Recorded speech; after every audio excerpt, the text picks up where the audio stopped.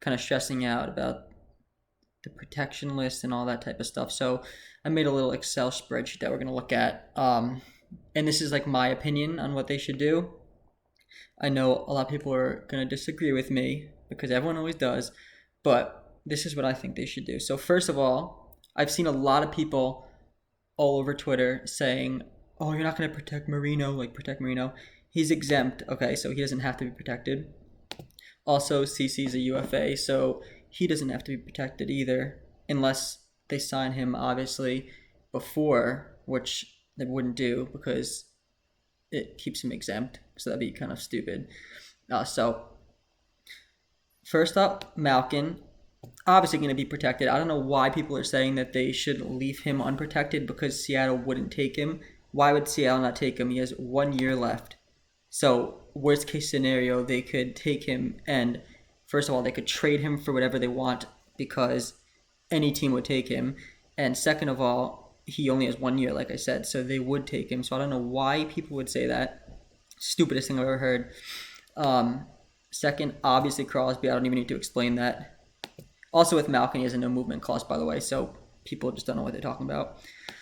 Guentzel is third, obviously. There's not one person that says that we shouldn't protect him, except for some of these morons that are on Twitter that for some reason think that they should trade him because he had 2 bad postseasons when Crosby, Rust, everybody had a bad postseason, so it makes no sense. Next, Bryan Rust. I personally think that he is going to be traded during the season because he has 1 year left. He's making $3.5 million, and I just don't see how we could keep him if he's gonna want like 5 million maybe. I'm not sure, but he's definitely gonna want at least like 4.5 to 5 million, I would guess. So I'm not sure about that. Kapanen has to be protected for obvious reasons. He has 1 year left. He's a restricted free agent. It would be pretty dumb to not protect him. And then we come to Jared McCann, who everybody thinks that we should protect players over him. Let me just show you something really quickly. So, on Money Puck, right? So this website's actually really good. First of all, when you look at points per 60 on the Penguins this season, look at him right there. He's ahead of Guentzel, he's ahead of Kapanen, ahead of Malkin, only behind Crosby. Obviously, Zohorn is there because he was kind of nasty for like 3 games, but second most points per 60 out of all the starting forwards, right? Now we look at expected goals. So expected goals, he's also up there. He's 5th, which is good. I don't see Kapanen, I don't see Malkin. Like, he's up there. Aston Reese up there is actually kind of impressive too. So I don't understand why people don't want to protect McCann. It's so stupid, and he's getting better every year, so it's just dumb. And then the last spot is obviously a big sore spot here because some people want to protect Blueger, some people want to protect Tanev, some people want to protect. I've seen people want to protect Zucker, which is dumb, and obviously Jeff Carter. So I picked Teddy Blueger because I personally think he is the perfect 4th line center, and I think that we need to keep him, basically, is why I picked him. I'll go into detail later on why I decided to pick him over Carter and other stuff. But so we'll go to the defenseman now, which Letang, no movement clause, have no choice, had to protect him even if you don't want to, which would once again be stupid. Brian Dumoulin, obvious, protected. I don't know why anybody would disagree with that. And the third one, so I picked Matheson. I know a lot of people would pick Pedersen because he makes about $1 million less. But the reason I took Matheson is because I think there's a better chance that Seattle would take Pedersen and his $4 million over Matheson and his almost $5 million if we swapped them. So there is a better chance they would take Pedersen, even though I still don't think they will.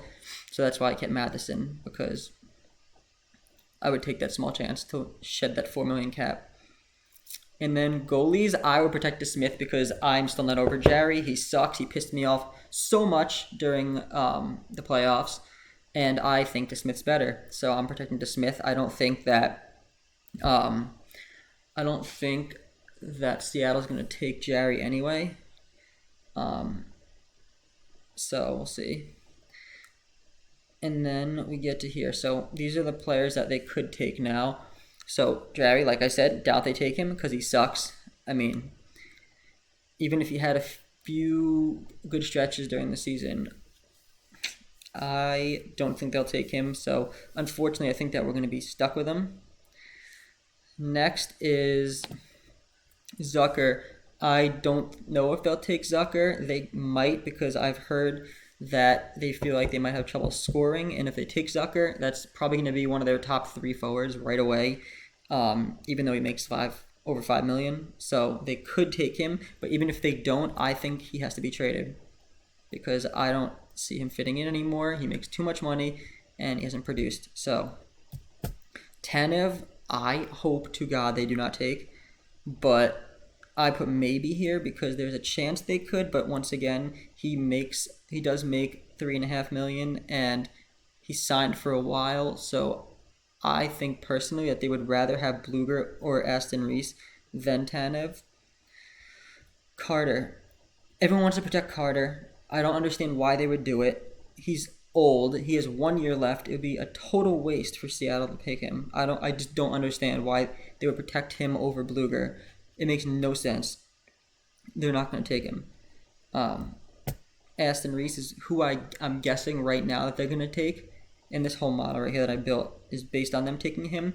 But I could see them also taking, I would say the top 3 is Aston Reese, then Zucker, and then Tanev will be 3rd. Pedersen has to go regardless. I mean, I don't think he should be staying. Some people think he's better than Matheson. I personally don't. I think he's way worse offensively. He's slower. He is soft everywhere. I mean, he makes $4 million, so I think that he has to go. So now we're going to look at the lines that I built if this takes place. So, all right, so here are the lines that I put together. I'll make it a little bigger. All right, so first of all, Guentzel, Crosby. I know some people are going to say Guentzel should play with Malkin. But my opinion is I think that he should stay with Crosby, and I think Kapanen should move up to play with them because I feel like Kapanen and Crosby would have good chemistry.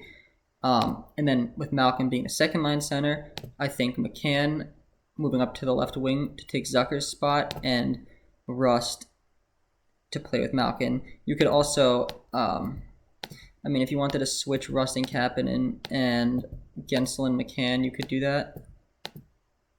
I don't know which one. I mean, either one's fine.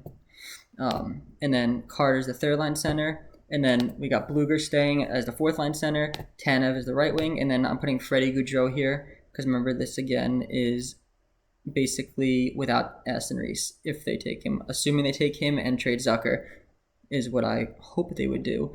So they're just missing these 2 3rd-line spots.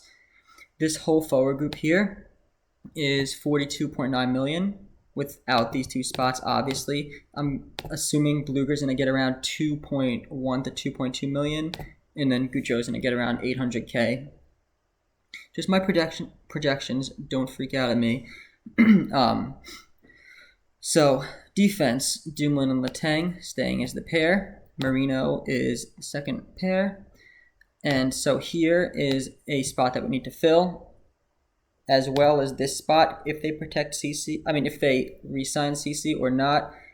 I thought he did good. I wouldn't mind re-signing him.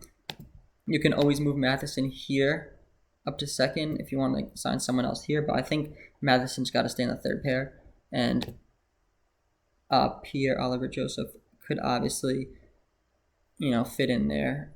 If they think he's good enough to be the 2nd pair, they can move some stuff around or they can sign somebody, because they will have a lot of cap space, as I'll show you if this happens.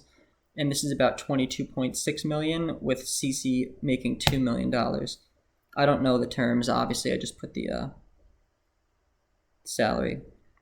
And then, unfortunately, with the goalies, we still have Jarry. and Smith for 4.75, which I personally think they're going to keep both of them because for some reason they seem to like Jarry. I don't know why. Maybe they'll just give him one more chance.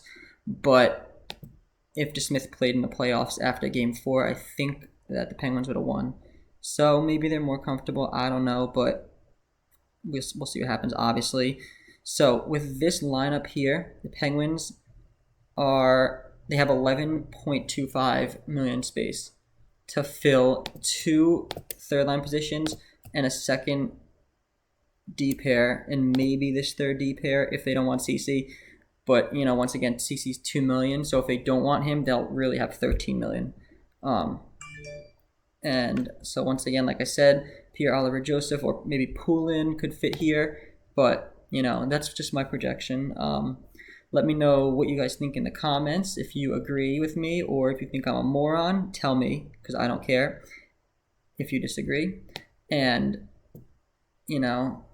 make sure to subscribe, and my next video will be probably on the draft and what happens, or maybe some free agency stuff, some players that we should target, so we'll see. Thanks for watching, and stay tuned for the next one.